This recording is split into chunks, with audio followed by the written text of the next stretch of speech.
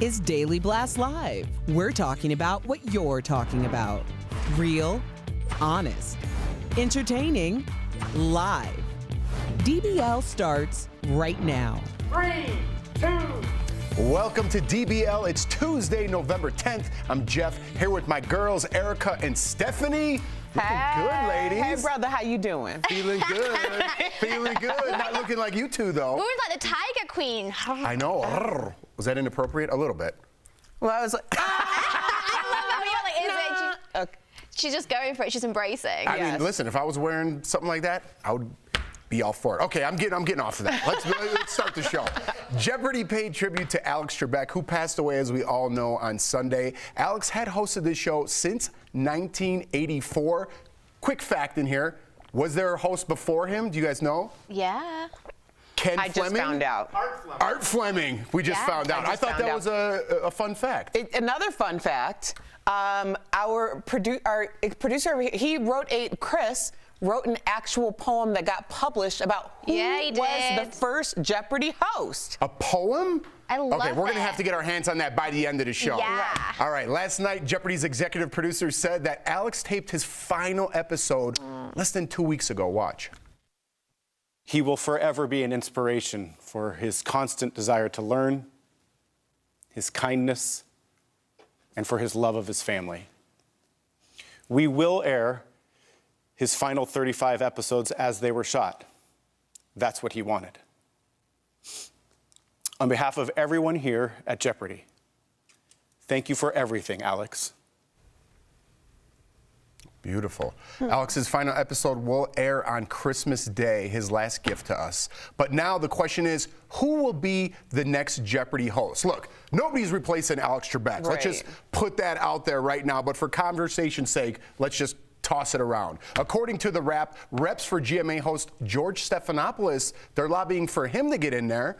All right. And another name floating around, former contestant Ken Jennings. He became a consulting producer on the show in September. That's a good one. That's a good one. Well, I actually spoke with Ken Jennings a few months ago, and he did address this, that obviously no one can replace Alex, that it was something that a lot of people were talking about, but he didn't really say if there was any truth to it. Here's the thing about Alex Trebek, because I have been a Jeopardy fan for quite some time.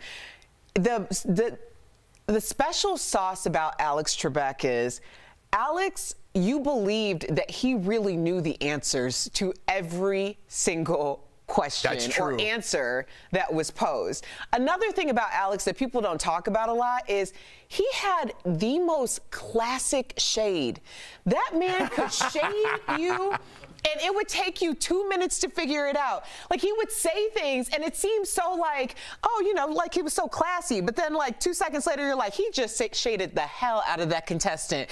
And it was funny. It was just, you know, he was just such a classy individual, and he's just going to be so missed. That's what made him great. Right. We talked about that. He never took focus off of the contestants, but onto him. But he would slide in those every little time. Quips. Yeah. Every time. It was great. It was great. Do you have any suggestions of who do you think might be able? No one's filling his shoes. No one will fill his shoes. No. So in England, we had a host that was similar to an Alex Trebek called Bruce, and he hosted Strictly Come Dancing, the equivalent of Dancing with the Stars. And he was like, before they had the show The Price is Right, and he's like a household name. So when he passed away, there was 2 female hosts that replaced him, and they bounced off each other. And there was 2 women, Claudia Winkleman and oh gosh, the other name of the lady has slipped my mind. But there were 2 ladies, and I thought that really worked really well. So rumor has it there's someone called Laura Coates. She's 40. She's a CNN legal analyst, and there's a lot of bets on her taking the role. Really? Uh-huh. Well, I got a name I want to throw in the hat. How about MPH, Neil Patrick Harris?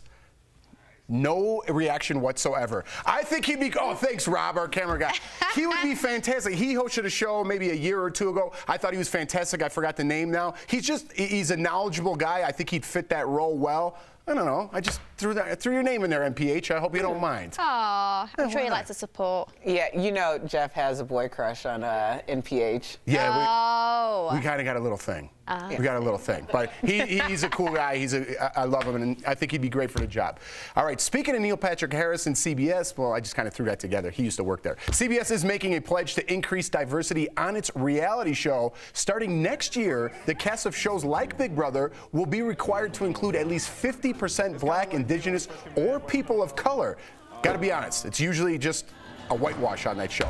The change comes after several Survivor contestants spoke about the lack of diversity on the show. CBS says it also has plans to increase diversity behind the camera. Now, I just kind of painted CBS with that broad brush, but they're trying to do better, right? But it's true. Usually there's 1 or 2, I'm just being honest here, there's 1 or 2 Black people on the show. There's maybe someone else of a different ethnicity, and maybe 1 or 2 gay people on the show. That's it. I mean, that's what they do, and they have their formula, and they've been sticking it with years. I think for years. I think this is season 22. But what do you think about now? They have to have 50-50. Well, this is obviously a long time coming. The first Black Bachelorette, Rachel Lindsay, really advocated for there being more diversity in Bachelor Nation.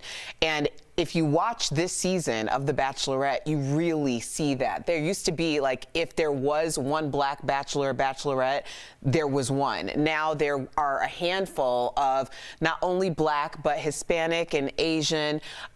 So you really are seeing this come to fruition, and it's long overdue. Right. And I think, again, I want to hear your opinion too, but watching shows like that for like middle America and people who don't really mix with diverse crowd, this is a way to kind of get an inside look on how people react to each other, right? And it's no different than you with your regular community. It's just going to show people how diversity works, in my opinion. And if you're a contestant, you still got to beat everybody anyway, so it doesn't matter who they are. I love that. You're like, it's going to be everyone. I'm already thinking about winning, even though I lost every time. Like, reality streak is coming I'm the worst on reality shows, and I'm still mad about it. Well, I think that you really bring up a good point, Jeff, because it's not as though if you, Steph, and I were having a drink somewhere or having dinner, someone would walk up to our table and be like, wow, there is a lot of diversity here. You know, it's just like a normal thing. Yeah. But when we see it on television, it's almost like we have to qualify it. Like, oh, well, there's a black girl and there's a white guy and there's this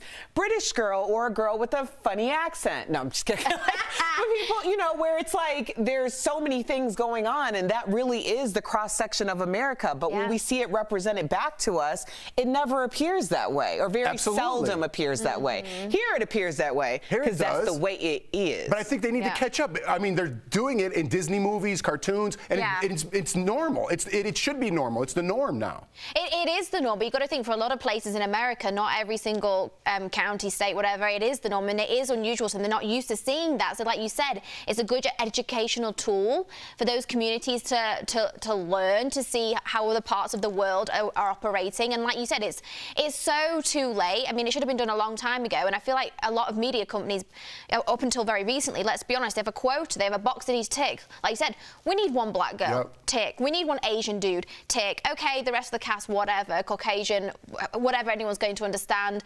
Oh, she has a funny voice. Well, maybe, maybe not. Is she British? Is she Australian? Who knows? You know. Do you get mad about that if people call you Australian? I don't. I'm so used to it now. It doesn't offend me. But you got to think, there are so many accents in America that, you know, I wouldn't be able to place exactly which state you're from. I wouldn't. And, you know, maybe, you know, we're both Queen's English, other places, we might sound similar.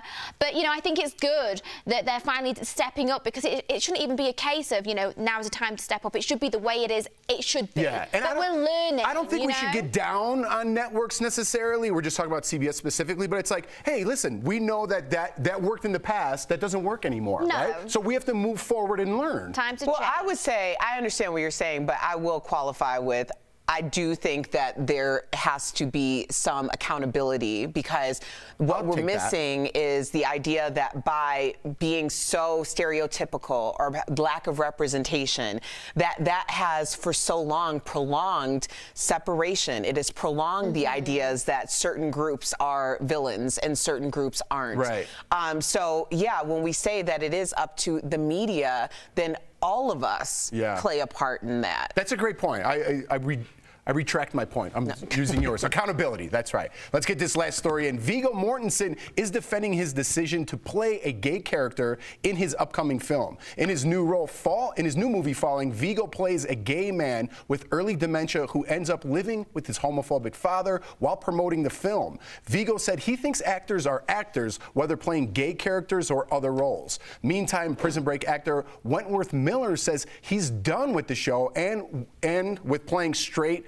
Wentworth, who came out in 2013, made the announcement on Instagram. He said he understood that the show has a rabid fan base, but said he just doesn't want to play straight characters anymore because their stories have been told. So he's off the show. So where do you guys stand on this? Do you think only gay people should play gay characters, vice versa? Then gay characters in this particular instance wouldn't be allowed to play straight characters, right?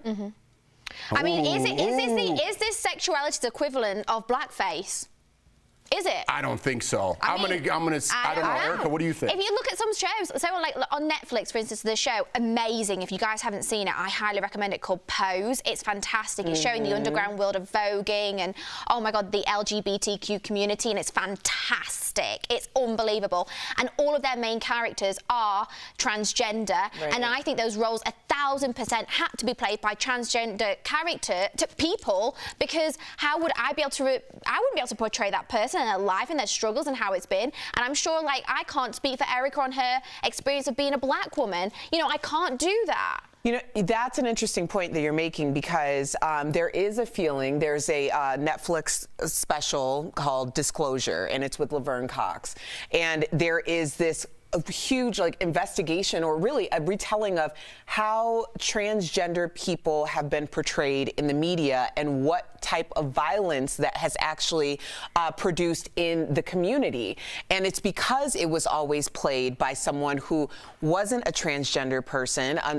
Very few examples of where that wasn't the case, but also it was a villainized stance. There was no way of these actors or the community to speak out or be humanized in any way. So I do think that there are some parallels to blackface when we're talking about transgender actors or lack thereof, but also with LGBTQ in whatever capacity. I think that there just needs to be representation, or at least not the active exclusion of such representation, which is what it's been in the past. Yeah. Wow. I could talk. We're out of time, but I could talk about this all day. My only thing that I just want to put in real quickly: if you have to do it on the other side, then I feel like gay people are at a disadvantage because there aren't as many gay roles out there. There are not as many roles. Well, see, that's the... We gotta talk go, about this yeah, all we can day, talk about this. I love it. Coming up, race. Coming up on DBL, we're talking to an aspiring model who lost a leg to a crippling condition. Why is she making the decision to amputate her other leg too? You want to stick around for that. Plus, Larsa Pippen spills the tea on dating Tristan Thompson before Khloe Kardashian. Is it ever okay to date someone that your friend dated? And as we go to break, we want to thank our coworkers who are taking the pandemic seriously and working from home. We'll be right back. Closed captioning provided by and Doug. And if we win,